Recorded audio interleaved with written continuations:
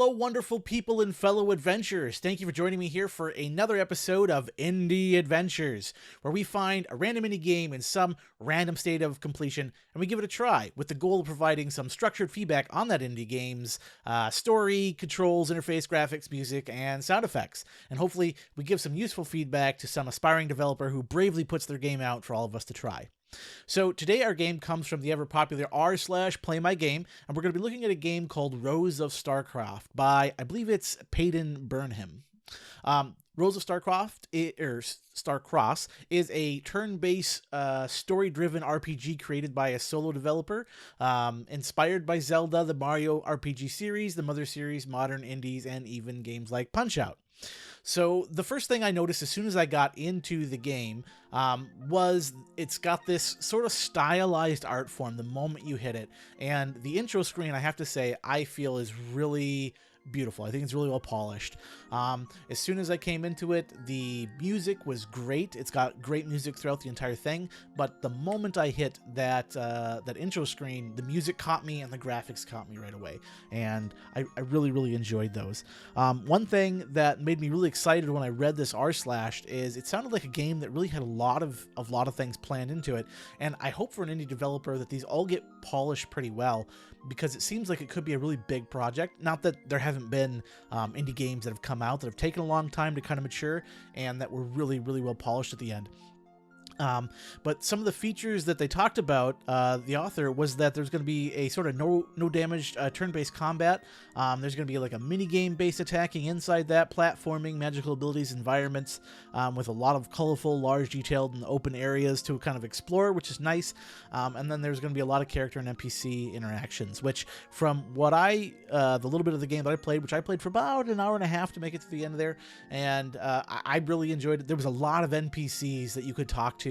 I didn't really necessarily feel like the NPCs that I talked to gave me super relevant information, but that's okay. It was kind of interesting to kind of just talk and see some of them. I will say there are a couple parts where it felt like the dialogue kind of was really long, and I consider myself kind of a fast reader, but for the most part the dialogue was pretty good, and there was some humor stuck in there that I really quite enjoyed. Some things that I really enjoyed, other than the intro music, was like the font that they decided to go with for this. I really enjoy that font.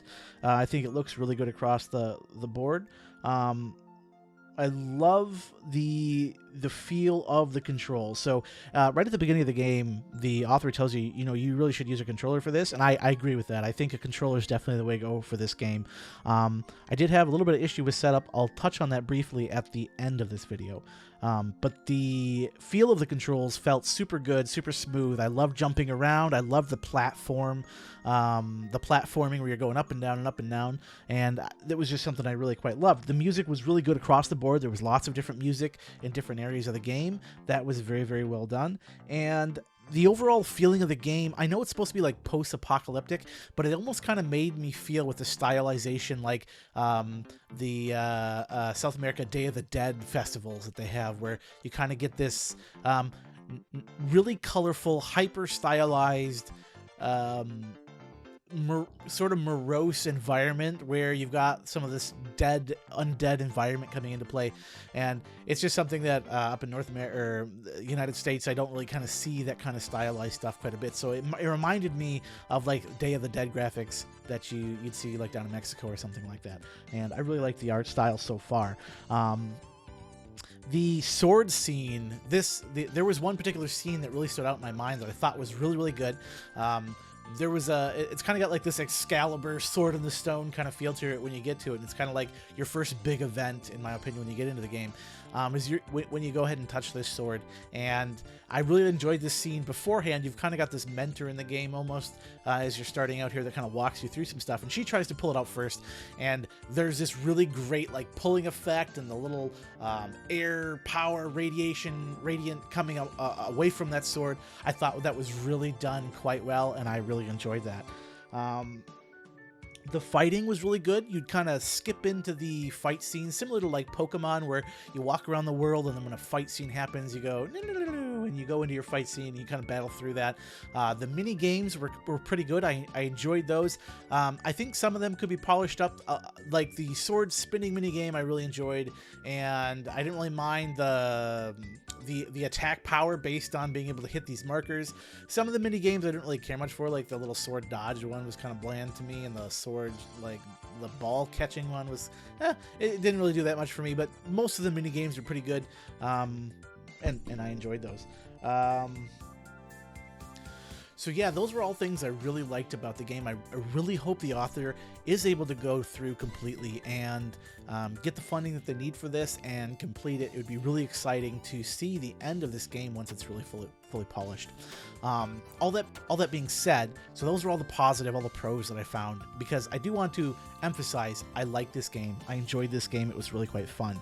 There were a few things that I had a lot of trouble with the game, just me. Some of it was really nitpicky things, and if any of you've watched my channel, you'll know that a lot of times I talk about some of the technical aspects of the game or some things I did and didn't like. I am going to be a little bit more critical of this game because it has a little bit more polish than a lot of the other indie games that I sometimes review, and so I'm going to go ahead and comment on some of the problems that I had. One of them was the controller setup. It was really clunky for me. I do understand that there's different type of controllers that you're going to come across, and at the time I couldn't find my Xbox controller, so I had to just grab like an NES pad, a USB NES pad that I had. Well, it's not technically NES clone, and I had a lot of issues going and getting this controller work. It didn't work off the bat, and the author does put a comment in there that you have to have a certain type of NES pad. Now, to get it working, I was able to get it working, but I had to get like a translation software basically, so I had to go out and get another piece of software that allowed me to use my controller with the game, and it was just a little bit clunky. It would have been nice maybe if there was some guidance to that, or maybe they had worked something out where right in there the author stated something like, hey, if you have this, if you don't have this particular type of controller, you can go ahead and go to this like open source website and download the stuff that you need. Some issues I did have was the contrast between some of the pixels. I didn't enjoy some of the contrast where it was kind of hard for me to see ledges and things like that. I mean, that could just be me and my eyes just having trouble, but I didn't really enjoy some of those. The other issue that I had is, and I actually kind of see this with a lot of indie games, is there seemed to be kind of a mashup of pixel art graphics. Now, I like pixel art quite a lot, but one thing that drives me crazy is when I see scaling issues or quality issues across the different pixels.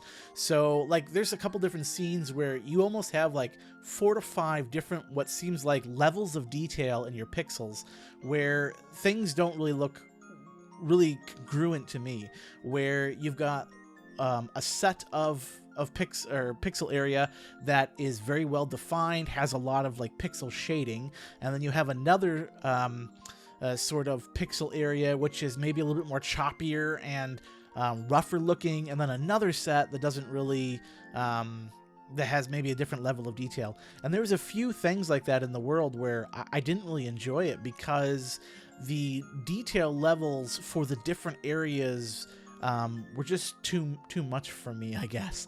Like, I was like, this stands out to me, this doesn't quite fit in because the detail levels here are a little bit off. One thing that really stands out in my mind is like the trees that sway in the wind. You have these really nice, like, shaded pixel art trees next to some pixel art that is really kind of roughed out, and you've got like some puffs of smoke that look really great, and they have a lot of shadow and detail, and then you have a whole bunch of other pieces of the world where they're not really it doesn't really match up with that. There was also some areas where it's like you animate some things but you don't animate other things, so like the trees are showing blowing in the wind, and some grass is showing blowing in the wind, but then the flowers aren't shown blowing in the wind.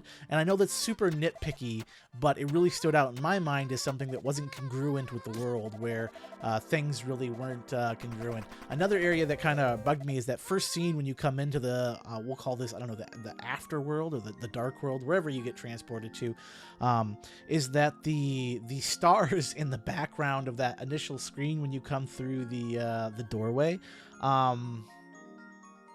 they're not twinkling, which, again, this sounds super nitpicky, but there's other areas where there are stars in the background that are twinkling. So for me, it really stood out in my mind that, hey, this area's got stars in the sky that aren't twinkling, and then there's other areas in the skies that are twinkling. And so in my mind, I didn't really like that. And again, you had a lot of shading, contrast, and stuff. There was a few enemies that I just thought weren't really well polished. That little slam bot that goes up and down, I didn't think it was a super polished enemy. And like the skull, that fire skull, that looks really well done. The fire effect around it, the skull itself, that looks like a really great enemy. And then you've kind of got these other two enemies that you see a lot of, which is that little slammer bot, which I think looks just unimpressive to me, and then the skeleton, which just looks a little bit ridiculous to me. I don't like the shading on it, and I don't like the little like weird bent-in leg thing he's got going on. I just didn't care much for this particular enemy. There's also, like I said, with the pixel art, where your like character, when you get zoomed in on her and she's in combat, it's a different style of pixel art than some of the other stuff, and I really think some shading would go a long way on your character as you're looking at her when you're in combat. The battle scenes, like I said, were pretty okay. I think one thing that the game really needed was a map. There was no like real map for the game, which I think could have done a lot. And I didn't feel super connected to the story and the world the entire time. It was fun to play. It was interesting to explore. I enjoyed being able to buy some items and stuff like that and see their effect.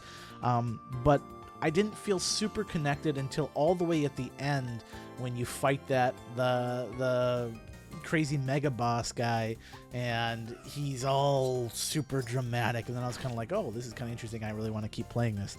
I did identify well with the character. I enjoyed my character. I enjoyed that my sword was kind of like alive, another character that was there assisting me. I did enjoy that.